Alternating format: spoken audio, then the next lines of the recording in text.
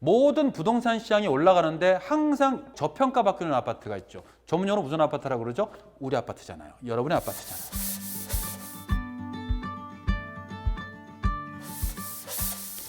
안녕하세요, 여러분. 반갑습니다. 현대문센TV를 방문해 주셔서 감사합니다. 저는 현대백화점 문화센터의 19년차 재테크 강사 서기수입니다. 자, 오늘은 여러분이 아주 궁금해하시는 부동산 쪽에 대해서 말씀을 드리도록 하겠습니다. 아시겠지만 부동산은 뭐 한 달, 3개월, 6개월 차원으로 볼 게 아니라 최소한 3년, 5년 이상 보시는 거기 때문에 그걸 감안하셔가지고 보시면 좋을 것 같습니다. 자, 2019년부터 원래 시작이 됐었던 게 몇 가지가 있었죠. 뭐 잘 아시겠지만 시골의가가 9억 원 초과 겸용주택에 대해서는 양도세가 많이 강화됐죠. 그래서 종합부동산세라든가 양도소득세라든가 뭐 아니면 기타 뭐 관련된 세금, 이 모든 게 굉장히 강화됐다라고 여러분이 보시면 좋을 것 같아요. 만만치가 않습니다. 그래서 오히려 부동산을 투자했는데 가격이 오르는 거에 대해서 그렇게 여러분이 좋아하실 게 아닌 게, 만약에 당분간 매도할 계획이 없으시다면, 특히 실수요자분들 같은 경우는 앞으로 보유세, 우리가 펀드라든가 주식은 투자를 했는데 만약에 가격이 안 올랐다, 손실 중이다, 그럼 추가되는 비용은 없잖아요. 근데 부동산은 가격이 오르건 떨어지건 가지고 있는 그날까지 비용이 나오기 때문에 부동산은 본전이라는 건 없어요. 그러니까 가격이 안 올랐다 그래가지고 왜 나만 본전이지? 그러면 안 돼요. 왜요? 그거는 마이너스입니다. 비용 때문에 그렇죠. 그래서 개별적인 종목으로 보시면서 신중하게 보셔야 돼요.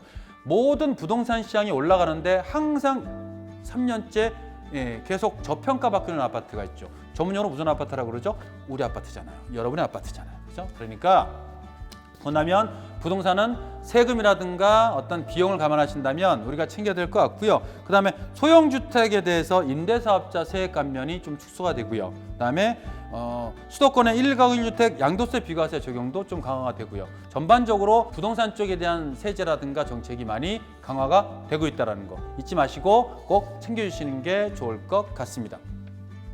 자, 다음은 주택 임대소득세 선정 기준인데 많이 보셨을 자료 같아요. 일단은 1주택 보유자라 하더라도 기준시가가 9억 이하인 같은 경우에는 계속 비과세지만, 기준시가가 9억 초과된다 그러면 월세가, 임대소득이 2천만 원이 기준인데, 만약에 기준시가가 9억 초과면 2천만 원이 안 되더라도 분리과세해서 비과세가 아니라는 얘기죠.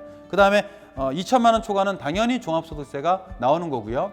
그다음에 1가구 3주택 같은 경우에는 2천만 원 이하 초과 전부 다 이것도 앞으로 세금이 나옵니다. 그래서 이제는 임대사업, 임대를 하시더라도 기준시가가 9억이 넘으면 월세가 얼마가 됐건 분리과세가 됐건 종합소득세가 됐건 세금을 내야 된다는 거, 이게 조금 우리가 놓치기 쉬운 부분이기 때문에 이거를 꼭 감안하셔가지고, 이게 왜 중요하죠?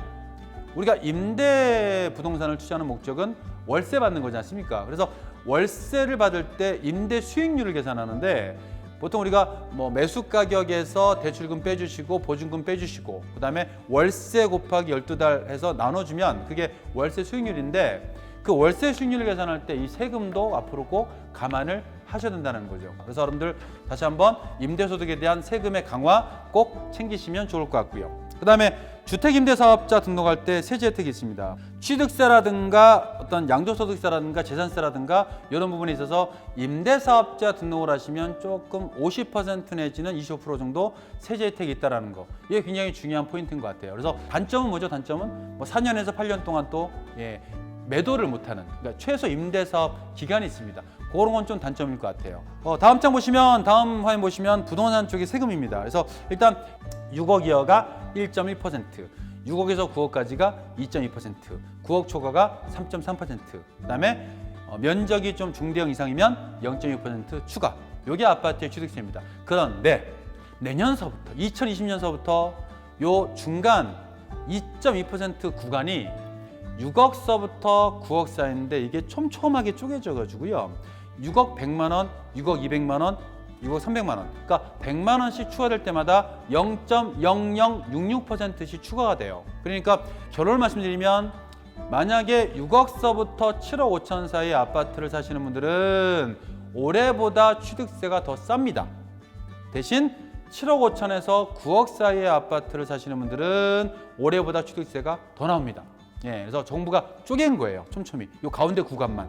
이해하셨나요? 그래서 요건 여러분들이 2020년서부터 바뀌는 걸로 알고 계시면 좋을 것 같고요. 그 다음에 이제 증여에 의한 취득. 6억까지는 증여세가 비과세야 됩니다. 근데 명의가 바뀌기 때문에 취득세는 내셔야 돼요. 근데 그 취득세가 증여에 의한 취득세는 몇 퍼센트? 4%. 예, 훨씬 더 비쌉니다. 그러니까 계산해 보시고 뭐가 유리한지 따져보시는 게 좋을 것 같습니다. 일단은 오프라인에 문화센터에서 오시면 훨씬 더 자세한 내용을 말씀을 드리도록 하겠습니다. 자, 감사드리고 또 다음 동영상에서 뵙도록 하겠습니다. 마치겠습니다.